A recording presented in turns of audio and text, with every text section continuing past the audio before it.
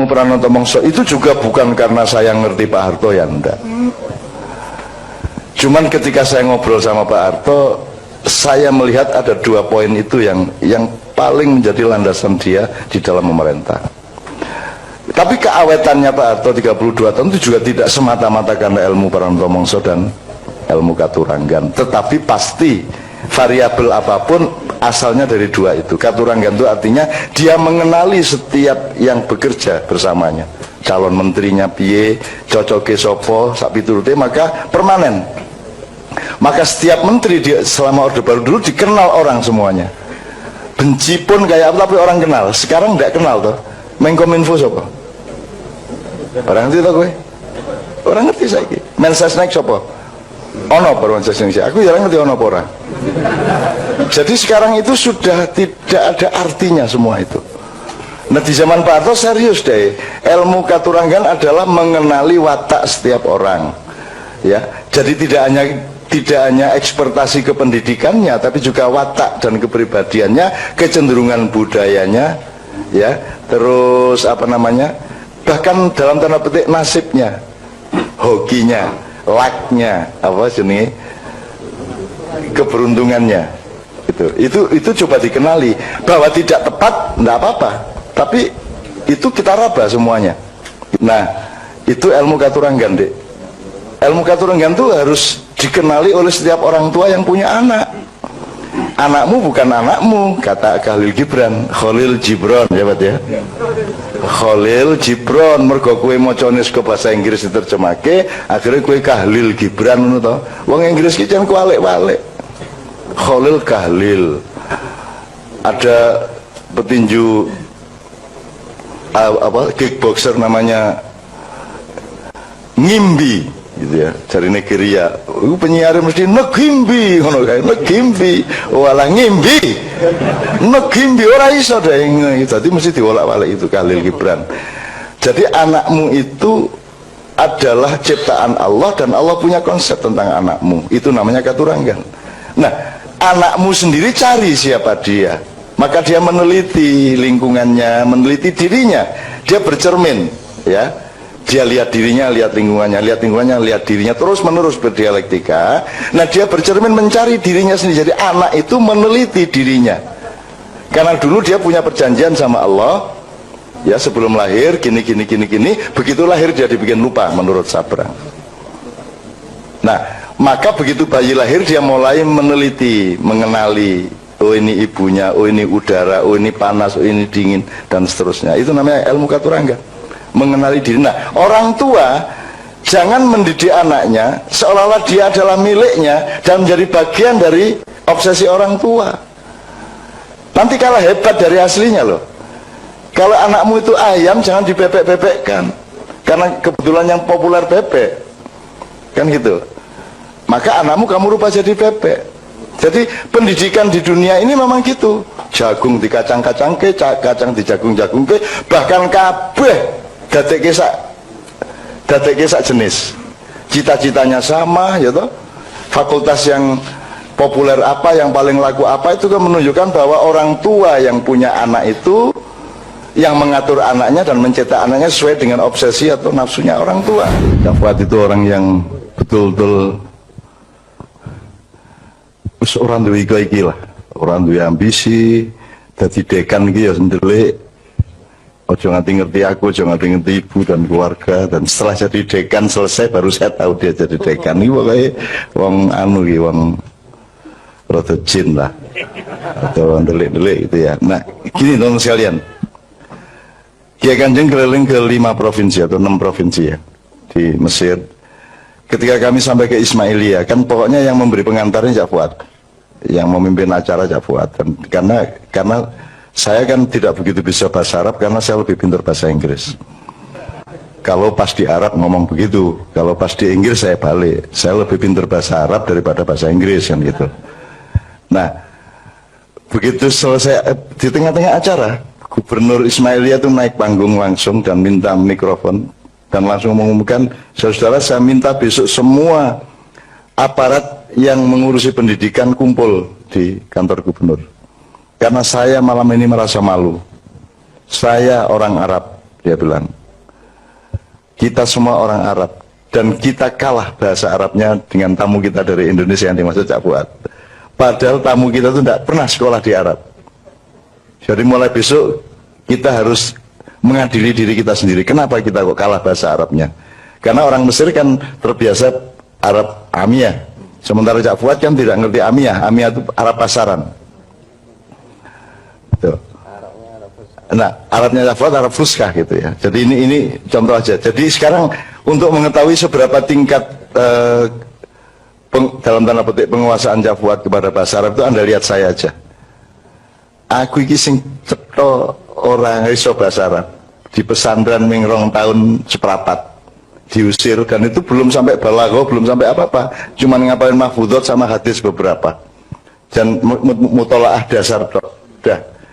Tapi saya kan actingnya seperti bisa bahasa Arab tuh, Mas. Kan seolah-olah saya itu paham bahasa Arab. Itu karena saya dekat Cak Fuad, itu masalahnya. Jadi pokoknya kerungu-kerungu gini tak pamer arek-arek peti karo aku wis lumayan gitu. Nah, saya dengan kemampuan teaternya kan bisa acting ning ngarepmu koyo aku ngerti-ngerti ngono kan. Yang penting tidak salah kan gitu. Itu satu.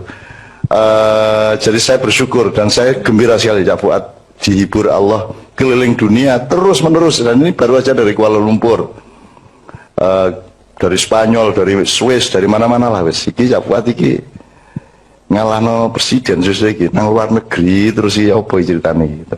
Dan tidak pernah laporan Cak Fuad itu, tidak pernah bangga ke luar negeri, tidak pernah bilang di sini saya acara begini, tidak tahu. Jadi Mak Iyah iki bingung. Cak sampean mbok ngekeki apa lah? Di sana ada ini, ada diskusi ini, mbok gitu loh. Supaya bisa diketahui oleh teman-teman Mak Iyah di web apa di mana gitu. Cak Fuad tidak pernah. Dia juga tidak merasa bahwa itu penting gitu ya, enggak. Jadi Cak Fuad harus melaku menurut. Dan pedoman beliau kan angka 7. Karena lahirnya tanggal 7 bulan 7 tahun 47 kan gitu. Maka Cak Fuad itu selalu merasa aku pitu ae, gak usah 8, gak masalah. Pitu ae lah. Jadi sedemikian rupa tawaduknya Cak Fuad terhadap Allah dan terhadap hidupnya sendiri sehingga wis lah ngono-ngono wae. Sementara kan kalau saya ke Amerika kan langsung pasang status sedang sarapan sama Obama. Wah, gitu. Ada temannya Cak Fuad yang tiap hari ganti status. Ono kuwi kanjane Pak Mustafa kuwi. Bondino broadcast SMS, WA, BBM broadcast, mohon doa saya sedang makan malam dengan Raja Brunei di sini. Terus menene mohon maaf saya sedang diskusi tentang apa di Filipina. Boy bendino ngono kuwi. Itu sampai bosan, sampai dibales saya sedang angkringan gitu kan. Ya, Mustafa kayak entuk saya broadcast itu. Ya enggak apa-apa, tapi setiap orang kan membutuhkan kehidupan. Ada orang yang mati kalau tidak pamer apa yang dilakukannya. Jadi ya sudah enggak apa-apa. Nah, saya jawab asbabun nuzulnya tadi Mbak ya. Saya lebih tidak tahu dari Cak Fuad. Tapi saya berharap itu tidak ada asbabun nuzulnya. Dan saya yakin tidak ada. Wes ngono ae. Yakin kan enggak salah. Nek memastikan tidak, nah itu baru salah. Yakin kan itu. Dan berharap minimum, harap salah apa aku? Yakin kok. Oh bojoku ya ayu tenan, padahal itu cetha ora. Ini kok yakin ora apa-apa toh? Kok guyu bojone elek iki. Maksud saya gini, Mbak. Mindset atau dasar firman itu bukan kasus-kasus empiris. Jadi asal-usulnya Allah berfirman itu karena dia mengatur kita, maka dia berfirman. Ada masalah apa tidak ada masalah? Maka yang ada asbabun nuzulnya itu kan hanya sebagian. Mungkin nggak ada 30%. Nggak ada 30%. Yang asal-usulnya dari peristiwa. Nabi Muhammad ngalamin ini, terus Allah ngasih firman. Gitu ya. Tapi yang katakanlah yang 70% enggak. Yes, Allah mau kok. Asbabun nuzulnya ya Allah sendiri, karena Allah mau gitu loh. Jadi menurut saya in kuntum tuhibbunallaha tadi ya, saya lebih senang kalau tidak ada asbabun nuzulnya. Jadi Allah tidak reaktif. Kalau asbabun nuzul kan Allah reaktif. Misalnya At-Thaqafah Al-Madaniyah ya. Piagam Madinah itu lahirnya semua pakai asbabun nuzul dalam tanda petik ya, asbabul wurud ya Pak ya. Ada bentrok, rembuk, perjanjian, bentrok, rembuk, perjanjian, ada masalah, rembuk, perjanjian sampai 47 pasal. Tapi semua berasal dari bentrok. Kalau Allah ya memang mau berfirman, tidak usah asbabun nuzul gitu loh. Nah asbabun nuzul ini jangan jadi hantu juga teman-teman sekalian. Upama kowe ora ngerti asbabun nuzul ya ora apa-apa. Apa kowe tuku soto kudu nyelidiki iki sing dodol soto jenenge sapa, agamane apa, kecambahe kulak ning ndi. Terus iki mangkok tuku ning Praga apa ning endi. Lah mati ora iso mangan kowe. Nek kowe nang warung dengan tafsir, nang warung tadabbur aja. Sing penting sehat pora, seger pora, sedep pora, margi apa ora, sehat pora kan ngono wae. Bah asal usulnya ra mudeng. Begitu juga kepada Al-Qur'an. Boleh Anda begitu. Tidak harus mengerti segala macamnya. Anggut toh ahli tafsir juga tidak akan pernah bisa menafsirkan alif lam mim. Alif lam mim selalu diterjemahkan hanya Allah yang tahu. Ngono ta? Ya seru aku nek hanya Allah yang tahu. Wis mesti ae. Lah apa kate ahli tafsir barang nek ngono bicara. Ya ta? Ya sing ngerti nek. Ya ro aku ya jan ya ro rek. Nek wallahu alam ya ro kabeh. Iki Kanjeng ini ke Mesir angger mulai bahasa Arab sidik-sidik ya rada iso sidik sak kalimat dua kalimat ini jawabnya wong Mesir ya mung wallahu alam. Jadi aku takon bahasa Arab fuskah rada tertib. Mereka kan tidak biasa neng toko gitu apa neng warung gitu. Kita mencoba bahasa Arab terus dia jawabnya ora wallahu alam ngono gitu. Nek sini sadaqallahul azim ngono kae. Kene iki arep praktek bahasa Arab dijawab sadaqallahul azim. Gitu teman sekalian. Jadi Anda jangan pusing sama asbabun nuzul, itu urusan para ahli tafsir. Dan kalau kita ngomong tadabbur itu yang langsung disarankan Allah, dianjurkan dan bahkan diwajibkan oleh Allah ya, karena kalimatnya kalimat perintah ya. Itu tidak menghalangi proses tafsir Muzammili untuk diterbitkan ya. Karena tafsir adalah bagian yang terpenting juga dari tadabbur. Kalau tafsir itu tulang berulangnya. Nek wong orang nganggo balungan kuwi nglemprek kaya sarung kan begitu. Jadi sangat penting tafsir Muzammili nanti kita tunggu terbitnya. Kira-kira gitu ya.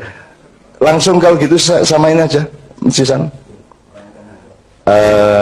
Ilmu Pranoto Mongso itu juga bukan karena saya ngerti Pak Harto ya enggak. Cuman ketika saya ngobrol sama Pak Harto, saya melihat ada dua poin itu yang paling menjadi landasan dia di dalam memerintah. Tapi keawetannya Pak Harto 32 tahun itu juga tidak semata-mata karena ilmu Pranoto Mongso dan ilmu Katuranggan. Tetapi pasti variabel apapun asalnya dari dua itu. Katuranggan itu artinya dia mengenali setiap yang bekerja bersamanya. Calon menterinya piye, cocoke sopo, sak piturute, maka permanen. Maka setiap menteri selama Orde Baru dulu dikenal orang semuanya.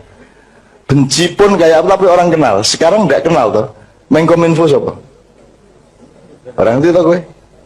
Orang ngerti saiki. Mensesnek siapa? Ono Mensesnek. Aku jarang ngerti ono orang. Jadi sekarang itu sudah tidak ada artinya semua itu. Nah di zaman Pak Harto serius deh. Ilmu Katuranggan adalah mengenali watak setiap orang. Ya. Jadi tidak hanya ekspertasi kependidikannya, tapi juga watak dan kepribadiannya, kecenderungan budayanya, ya, terus apa namanya, bahkan dalam tanda petik nasibnya, hokinya, lucknya, apa jenis, keberuntungannya, itu coba dikenali bahwa tidak tepat, tidak apa-apa, tapi itu kita raba semuanya, gitu loh. Kan ono wong sing ada orang yang pintar matematik tapi tidak suka, maka dia pergi ke yang lain. Ada orang yang suka matematik tapi dia tidak berbakat matematik. Itu salah satu ujian Allah dan kemesraan Allah dengan kita. Maka kita jangan pusing-pusing juga, gitu loh. Maksud saya, ya sudah ngikut aja, ya sudah ngikut. Anak saya pintar matematika, nomor 1 di sekolahnya, tetapi dia tidak begitu kerasan. Kalau dia diikutkan lomba, dia selalu berdoa mudah-mudahan tidak usah menang ya, gitu. Apa nek menang, wongku repot, wongku nang kota madya baru kui provinsi nasional, wah repot itu nanti. Malah ngono kuwi. Iya aku. Jadi aku arep bangga sithik ngono ra iso. Siapa ranking 1? Aku takon, kalau bisa jangan saya lah. Ngono kuwi jawab anakku. Coba kan. Nomor 1 saya lah jadi wong tua ya sok-sok pengen bangga-bangga sithik. Tapi saya juga senang dengan jawaban itu. Ternyata dia berdaulat atas kehidupannya. Ternyata dia mengatur dirinya. Dia tidak terikat oleh menjadi menang atau menjadi kalah. Gitu loh. Jadi rasa tak wurui ternyata wis ngono kuwi anakku. Gitu. Jadi nek selalu ngaku bodoh, selalu ngaku nggak ngerti dan seterusnya. Gitu. Nah, itu ilmu katuranggan, Dek. Ilmu katuranggan itu harus dikenali oleh setiap orang tua yang punya anak. Anakmu bukan anakmu, kata Khalil Gibran, Khalil Gibran, ya Pak ya. Khalil Gibran, mergo kowe macane ke bahasa Inggris diterjemahke, akhirnya kowe Khalil Gibran ngono to. Wong Inggris ki jan kualik-walik. Khalil Khalil. Ada petinju kickboxer namanya Ngimbi gitu ya, dari Nigeria. Penyiar mesti Ngimbi ngono kae, Ngimbi. Walah Ngimbi. Ngimbi ora iso deh, jadi mesti diwolak-walik itu Khalil Gibran. Jadi anakmu itu adalah ciptaan Allah dan Allah punya konsep tentang anakmu. Itu namanya katuranggan. Nah, anakmu sendiri cari siapa dia. Maka dia meneliti lingkungannya, meneliti dirinya. Dia bercermin, ya. Dia lihat dirinya, lihat lingkungannya, lihat dirinya, terus menerus berdialektika. Nah, dia bercermin mencari dirinya sendiri. Jadi anak itu meneliti dirinya. Karena dulu dia punya perjanjian sama Allah, ya sebelum lahir gini, begitu lahir dia dibikin lupa menurut Sabra. Nah, maka begitu bayi lahir dia mulai meneliti, mengenali, oh ini ibunya, oh ini udara, oh ini panas, oh ini dingin, dan seterusnya. Itu namanya ilmu katuranggan, mengenali diri. Nah, orang tua jangan mendidik anaknya seolah-olah dia adalah miliknya dan menjadi bagian dari obsesi orang tua. Nanti kalah hebat dari aslinya loh. Kalau anakmu itu ayam, jangan dibebek-bebekkan. Karena kebetulan yang populer bebek. Kan gitu. Maka anakmu kamu rubah jadi bebek. Jadi pendidikan di dunia ini memang gitu. Jagung di kacang-kacang ke, kacang di jagung-jagung ke, bahkan kabeh dadekke sak jenis. Cita-citanya sama, ya toh. Fakultas yang populer apa, yang paling laku apa, itu kan menunjukkan bahwa orang tua yang punya anak itu yang mengatur anaknya dan mencetak anaknya sesuai dengan obsesi atau nafsunya orang tua. Didelok diamati ya kita diopo ya opo. Termasuk banyak orang sudah mulai mengeluh kok anak cak nun sing wedok ora jilbaban. Gitu kan. Kowe engko kaget dhewe lho suatu hari. Wis tau kowe iki tenang wae.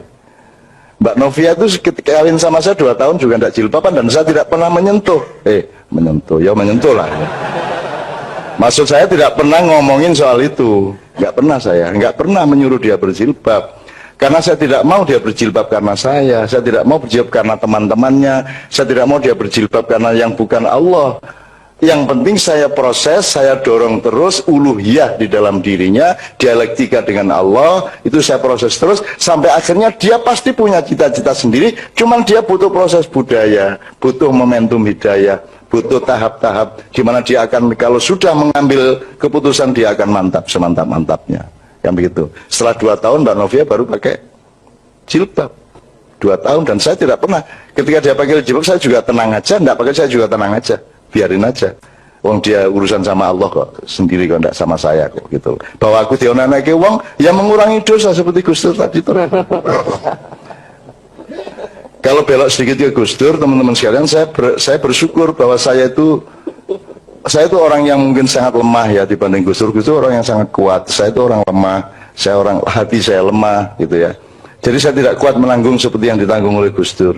Gus Dur itu tidak hanya difitnah orang, tapi dibesar-besarkan melebihi dirinya, gitu loh. Jadi kasihan juga sama Gus Dur saya. Dan ini kudu ngono kuwi, neng kok konok-konok ke. Ini tak buka oke banget jane. Mesake jane Gus Dur. Jadi aku sering sowan. Gosakno sampean niku gosak ngono. Dia pasti gede-gede kira karu-karuan. Sudahlah, orang itu ndak ada gede, ndak ada kecil. Semono ya, semono ora masalah, dan itu tidak berarti Anda lebih kecil dari orang lain. Itu loh.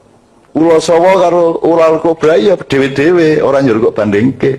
Orang njur nek wedhus kalah gede karo gajah. Ya ora gajah ya semono kuwi, wedhus ya semono kuwi. Wong kowe laler sama macan aja menang laler kok. Aja njur bagusi kowe dadi macan, aku macan, nek kowe dileboni laler motor. Aku ingin nangkep laler siji wae ra iso. Ayo nek ono kapan-kapan perlombaan po. Kontes menangkap lalat, mesti ono pemenangnya tuh. Ngene syaratnya nganggo lono dik ngene iki. Nek ora lalat anu wis nyamuk apa lemut nyamuk set ngene. Karena saya melihat pertunjukan itu dulu, saya pernah melihat pertunjukan kakek saya yang dari ibu itu nyekeli lamuk ini tes kenal ngene. Apa tenan nganti saiki aku ngene gak kena malah kena anune bojoku. Alah itu. Yesus. Betul. Aku ngomong saru tapi hasilnya seneng banget. Yang penting apa yang keluar dari dubur atau dari knalpot itu yang menunjukkan mesin itu sehat apa tidak. Oke ya. Terus ilmu katuranggan sudah. Terus Pranata Mongso itu sebenarnya angon kahanan deh. Itu mongso itu kan musim. Yang dimaksud musim itu Anda ikut musim apa Anda mengendalikan musim? Lah Pak Harto mengendalikan musim. Setiap presiden sebenarnya berada pada posisi mengendalikan musim. Dia yang bikin musim. Atau yang alamiah, karena misalnya alur sejarah dan dinamika budaya manusia itu kan ada yang tidak bisa kita bantah, tidak bisa kita apa-apain. Ini manusia sedang begini, sedang begitu, sedang senang begini, sedang senang begitu. Anda lihat musik aja nanti bareng ini baling ini meneh baling ini. Mode rambut loh mas, mode rambut itu kan dari tahun ke tahun itu nanti balik loh. Itu nanti balik kita. Jadi siklusnya kalau rambut itu katakanlah 30 tahun. Kalau musik bisa 50 tahun. Jadi pada tahun ke-50 dia balik ke seperti 50 tahun sebelumnya. Itu yang namanya Pranata Mongso. Kita mengenali siklus alam dalam kebudayaan, siklus kebudayaan di dalam politik. Nah, karena Anda harus mengambil keputusan-keputusan politik, maka Anda harus mengenali siklus budaya, siklus alam dan seterusnya. Nah, itu yang disebut Pranata Mongso. Nah, ini tidak harus baik. Maksud saya, ilmu katuranggan bisa untuk keburukan, juga bisa untuk kebaikan. Pranata Mongso juga bisa untuk baik, bisa untuk buruk. Sekarang ini pemegang katuranggan dan Pranata Mongso bukan presiden. Presiden tidak punya 100% kuasa seperti Pak Harto. Kalau Pak Harto dulu betul-betul dia yang menentukan. Gitu loh. Mungkin jadi itu banget nganti esok. Jadi kira-kira seperti itu. Pertanyaan terakhir Pak Muzamil barangkali apa? Yang terakhir tadi itu yang tentang dermawan. Oh, dermawan. Oh ya. Baik, terima kasih. Tapi ini saya hanya karena saya pegang apa ini? Komputer, apa ini? HP yang ada kitab kuningnya banyak. Ini saya lihat ya buat asbabun nuzulnya apa kul in kuntum tuhibbunallaha fattabi'uni itu. Jadi dalam tafsir Al-Wasid ya, tafsir Al-Wasid karangan Al-Wahidi itu disebutkan bahwa latar belakang turunnya ayat itu, jadi Nabi Muhammad itu datang ke Masjidil Haram, kemudian beliau menjumpai orang-orang Quraisy itu sedang menyembah berhala, gitu ya Pak. Lalu Nabi bilang, kalian telah menyimpang dari milahnya leluhur kalian yaitu Ibrahim. Karena Nabi Ibrahim itu ajarannya tauhid. Nah, maka orang-orang Quraisy menjawab, saya Muhammad menyembah berhala ini karena saya cinta kepada Allah. Gitu. Itu jawaban orang Quraisy. Maka turunlah ayat qul in kuntum tuhibbunallaha fattabi'uni. Katakanlah Muhammad, jika kalian benar-benar mencintai Allah, maka ikutilah aku, yaitu Nabi Muhammad. Itu di situ begitu ya asbabun nuzulnya. Tapi ada dua pendapat. Pendapat kedua di situ disebutkan orang Yahudi. Jadi orang Yahudi mengaku sebagai anaknya Allah, anak Allah wa ahibbahu, dan orang-orang yang dicintai dan mencintai Allah, tapi tidak mau beriman kepada Nabi Muhammad. Maka turun ayat itu. Jadi ada dua pendapat tentang asbabun nuzul itu. Tapi ini teman-teman semua yang sangat menarik ini. Bukan berarti saya kok lebih tahu daripada Cak Fuad gitu ya. Ini karena saya pegang apa? Pegang hidup kuning gitu ya. Nah, ini yang menarik, ini pelajaran yang sangat berarti dari Cak Fuad gitu ya. Jadi saya ini luar biasa Cak Fuad ini. Itulah. Gini, saya Cak Fuad ini kalau dulu ini Imam Malik gitu ya. Sebenarnya Cak Fuad saya yakin bukan karena tidak tahu ya. Gitu ya. Tapi beliau meniru Imam Malik. Imam Malik itu kan paling alimnya ulama Madinah gitu ya. Imam Malik itu sering kalau ditanya bilang nggak tahu. Nah coba, saya nggak tahu. Maksudnya Imam Malik itu mengajari orang supaya orang itu meskipun tahu tidak merasa tahu. Gitu loh. Saya kira Cak Fuad bukan nggak tahu, hanya Cak Fuad meniru Imam Malik. Gitu ya.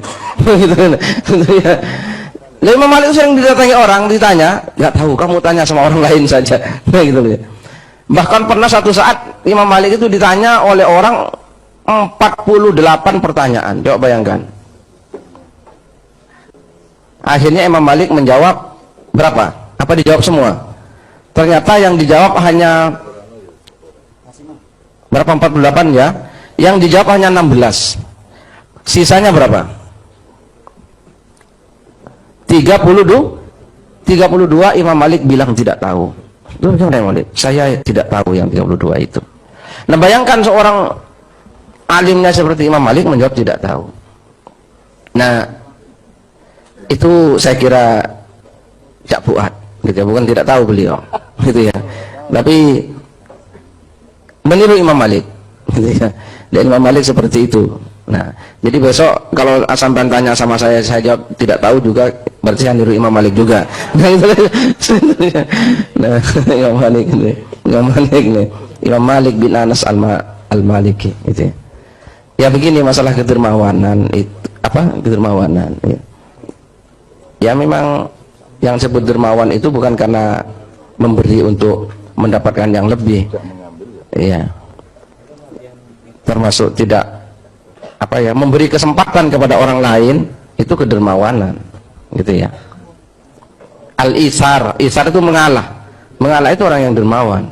Jadi kalau sampean antri gitu ya, terus karena melihat ada ibu-ibu atau siapa yang lebih berhak lebih dulu dari sampean nggak usah ngasih uang sama dia kan, tapi sampean mengalah, oh ya sudah lebih dulu, itu juga bagian. Terus sampean kalau dermawan juga kalau naik mobil pelan biar yang lain nyalip semua, nah itu dermawan juga itu. Ini lebih terburu-buru daripada saya, nah itu ya, itu juga dermawan. Jadi itu mengalah itu juga dermawan. Jadi tidak harus dengan memberi. Oke, kalau urusan dermawan dan sedekah Pak Mustafa orangnya gitu ya, karena memang Pak Mustafa yang paling banyak bersedekah kepada kita, memberikan apa saja, dan kita cukup dengan bermodalkan pendengaran yang tajam. Sebelum Pak Mus, saya nyambungkan dengan beberapa diskusi teman-teman di Nahdlatul Muhammadiyin malam Kamis kemarin, diskusi yang ke-245. Ada kaitannya dengan apa yang kita perbincangkan malam hari ini. Teman-teman kemarin diskusinya tentang dilarang istiqomah di sembarang tempat gitu ya. Kita kemarin menangkap bahwa ada gejala saat ini gagal move on atau statis atau mandek itu dianggap sebagai bentuk istiqomah gitu.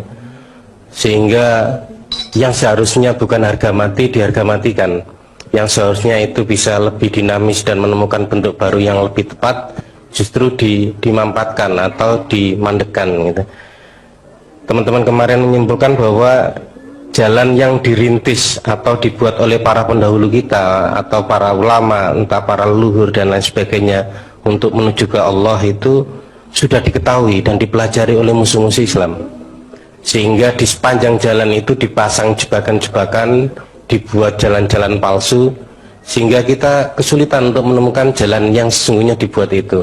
Maka disitulah yang disebut dengan istiqomah untuk tetap berijtihad, istiqomah untuk tetap mencari sesuai dengan kedaulatan kita, dengan cinta itu.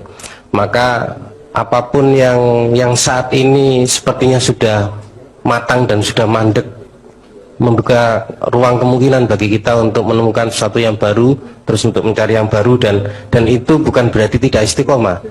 Istiqomah itu pada dasarnya, pada paradigmanya, tapi metodologi dan strategi harus tetap dinamis. Bahwa seorang penjual nasi goreng itu kalau tidak laku dagangannya, dia bisa beralih untuk jualan telur atau bisa buka bengkel sepeda gitu. Itu strategi. Tapi dasarnya atau paradigmanya adalah mengabdi pada Allah melalui kecukupan nafkah untuk anak istri. Tapi strateginya bisa berganti. Bahkan dalam segala macam urusan, kalau memang sesuatu itu sudah nggak tepat dan menimbulkan kemudaratan, bukan berarti istiqomah kita untuk tetap menjalaninya. Tidak ada yang harga mati, tapi harga hidup.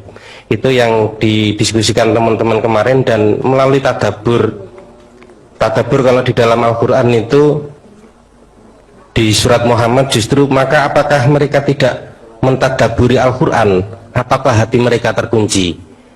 Dikaitkannya tadabbur justru bukan dengan akal pikiran, tapi lebih ke hati. Kemudian di surat An-Nisa, maka apakah mereka tidak memperhatikan Al-Quran? Atau apakah mereka tidak mentadaburi Al-Quran? Kalau kiranya Al-Quran itu bukan dari sisi Allah, tentulah mereka mendapat pertentangan yang banyak di dalamnya. Kita bisa lebih dalam menggali tentang makna tadabbur, tapi sebelumnya kita dengarkan dulu Oke teman-teman sekalian, Cak Fuad sama saya tadi benar-benar tidak tahu, bukan karena bergaya Imam Malik ya. Dan tidak ada masalah, tidak tahu itu tidak ada masalah. Kalau tahu itu tidak usah bangga, dan tidak tahu tidak usah minder. Kabeh wong ono ngertine, ono orang ngertine. Jadi kita tetap seimbang-seimbang saja. Dan Cak Fuad tidak sedang menerapkan itu metode akhlak ya.